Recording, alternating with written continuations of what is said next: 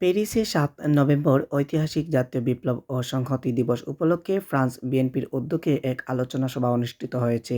রবিবার স্থানীয় সময় রাত ৭টায় প্যারিসের একটি রেস্টুরেন্টের হলরুমে এ আলোচনা সভা অনুষ্ঠিত হয়। ফ্রান্স বিএনপির সভাপতি এম সাইফুর রহমানের সভাপতিত্বে ও সাধারণ সম্পাদক এম এ তাহেরের পরিচালনায় এতে প্রধান অতিথি হিসেবে ভার্চুয়াল মাধ্যমে বক্তব্য রাখেন বিএনপি চেয়ারপারসনের উপদেষ্টা ও যুক্তরাজ্য বিএনপির সভাপতি এম এ মালেক।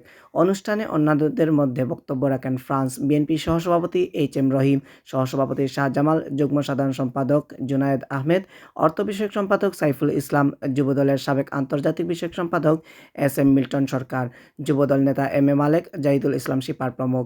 আলোচনা সভায় বক্তারা বলেন, ৭ই নভেম্বর হচ্ছে বাংলাদেশের স্বাধীনতা ও সার্বভৌমত্ব রক্ষার দিন।